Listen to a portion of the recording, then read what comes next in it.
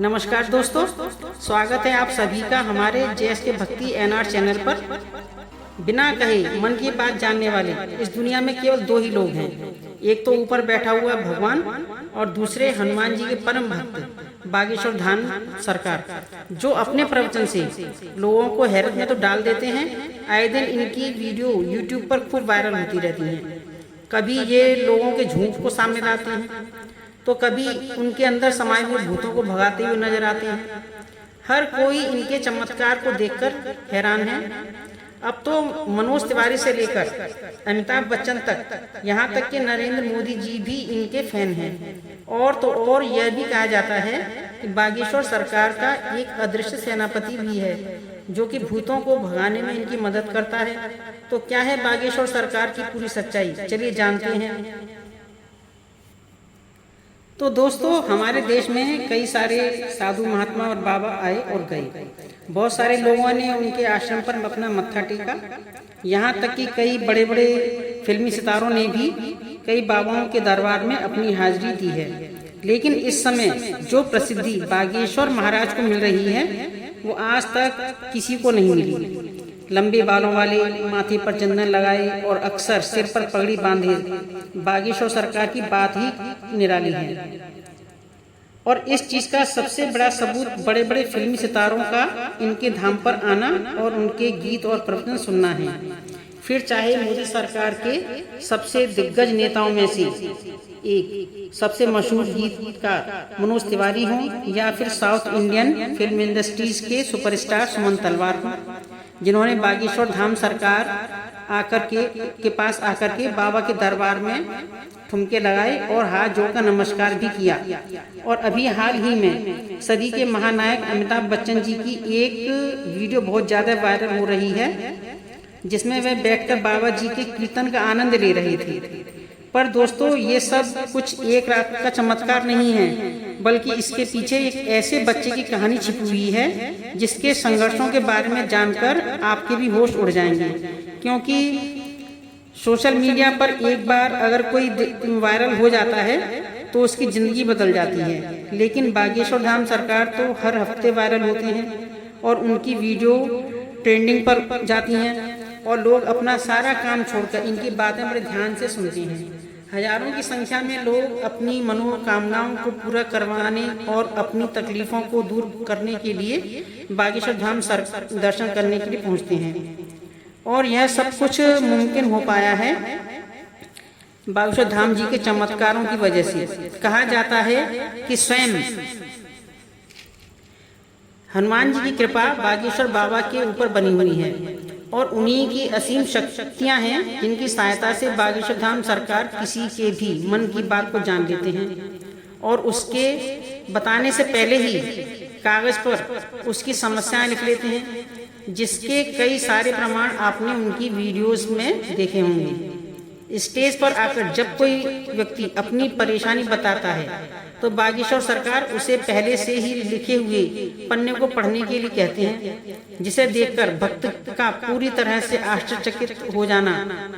क्योंकि जो दुख और परेशानियां उन्होंने बाबा को अभी तक बताई भी नहीं थी, उनके बारे में बाबा पहले से ही पन्ने में लिख चुके थे, जिसके बाद बाबा सभी के सामने परेशानियों का हल बताते हैं और यह विश्वास दिलाते हैं भक्तों की परेशानी दूर हो जाएगी। लेकिन बागेश्वर धाम काफी सख्त मिजाज के भी हैं, क्योंकि अगर कोई इनके सामने झूठ बोलता है या फिर गलत नियत के साथ अपनी इच्छाएं लेकर पहुंच जाता है तो ये उसकी पोल खोलने में भी कोई कसर नहीं छोड़ते।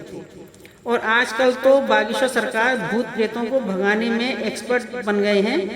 इनके दरबार पर अलग अलग तरह की हरकतें करने वाले लोग एकत्रित होते हैं और बाबा उन सभी के भूतों को चुटकी में भगा देते हैं, क्योंकि इनके ऊपर हनुमान जी की असीम कृपा है।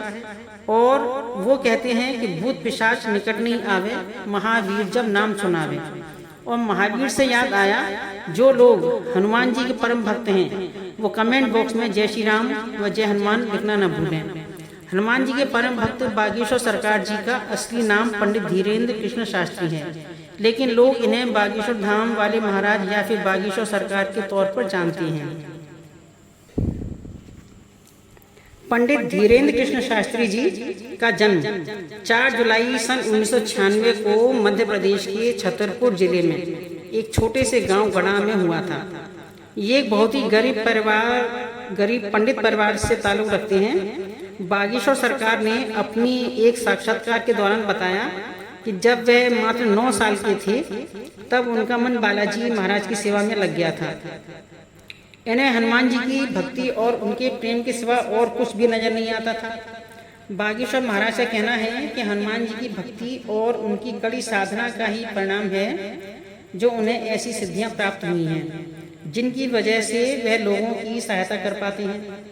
असल में धीरेन्द्र शास्त्री जी ने अपने शुरुआती शिक्षा अपने दादाजी के साथ रहकर प्राप्त की।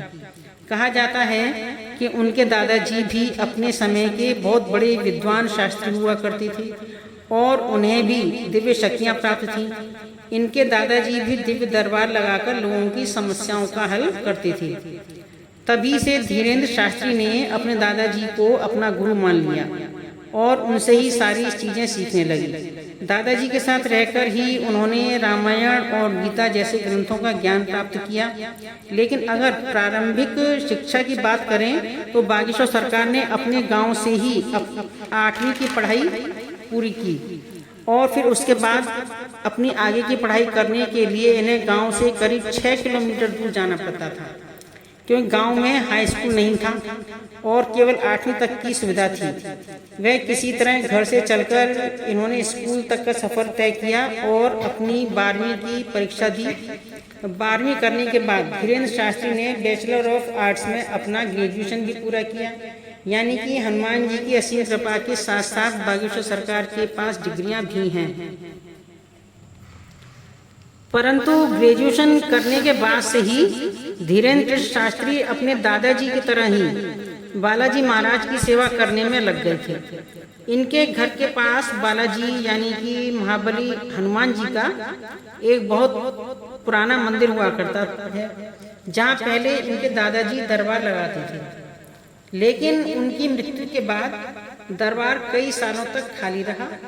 फिर भी धीरेन्द्र कृष्ण शास्त्री ने हनुमान जी की सेवा करनी नहीं छोड़ी और वो लगातार बालाजी के नाम का ध्यान करने लगे। लंबे समय तक ध्यान में लीन रहने के बाद धीरेन्द्र कृष्ण शास्त्री के ऊपर बालाजी की कृपा हुई और दादाजी की भी कुछ कृपा हुई और अचानक से ही उन्हें असीम शक्तियों का एहसास होने लगा। उन्हें महसूस हो रहा था कि वे लोगों के मन की बातों को समझ सकते हैं, वो क्या चाहते हैं, उनके दिमाग में क्या चल रहा है।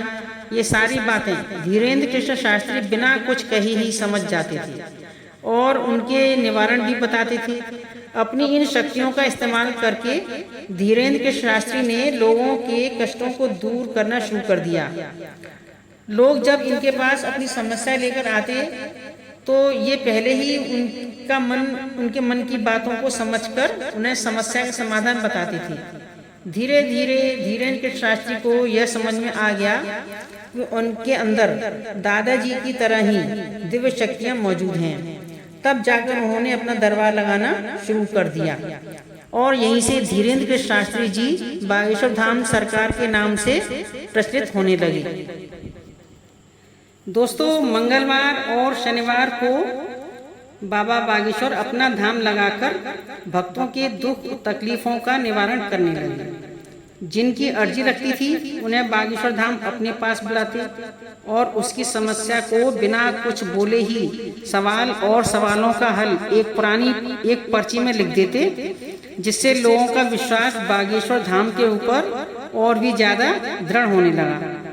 आप यह जानकर हैरान होंगे कि बागेश्वर धाम सरकार न केवल भारत ही बल्कि पूरी दुनिया में जगह जगह अपने दरबार लगा चुकी हैं और लोगों की भीड़ को इकट्ठा करके उनकी मदद कर चुके हैं। कुछ लोग तो इन्हें साक्षात भगवान समझते हैं। हालांकि कुछ महिलाएं ऐसी भी हैं जो बागेश्वर धाम की खूबसूरती को देखकर उनके ऊपर अपना दिल लगा बैठती हैं और उनकी बातें सुनने उन्हें एक नज़र देखने के लिए उनके धाम पहुंच जाती हैं। पर अपने सख्त मिजाज के मशहूर बागेश्वर धाम का ध्यान इस तरह की चीज़ों पर बिल्कुल भी नहीं लगता। वो दरबार में आने वाले हर एक व्यक्ति को अपने बच्चों की तरह मानते हैं और उसी प्रकार से उनसे बातें भी करते हैं।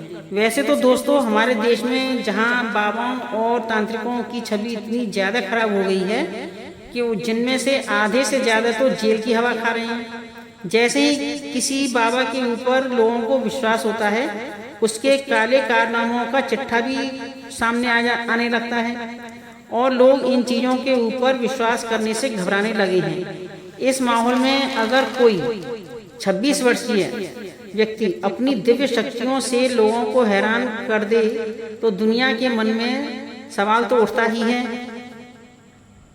और इन्हीं सवालों का जवाब ढूंढने के लिए कई सारे मीडिया कर्मी भी यहाँ बाबा के दरबार में चोरी छिपे जा चुके हैं ताकि बागेश्वर धाम की सच्चाई जान सकें। पर इतने सारे स्टिंग ऑपरेशन करने के बावजूद भी कोई भी नहीं समझ पाया कि ये आखिरकार बागेश्वर सरकार लोगों के मन की बात कैसे जान लेते हैं, क्योंकि कई सारे नए लोग जो दरबार में आए होते हैं उनकी अर्जी लग जाती है और जब वो बाबा के सामने जाते हैं तो उनके मन की सारी बातें बाबा पहले से ही लिख चुके होते हैं।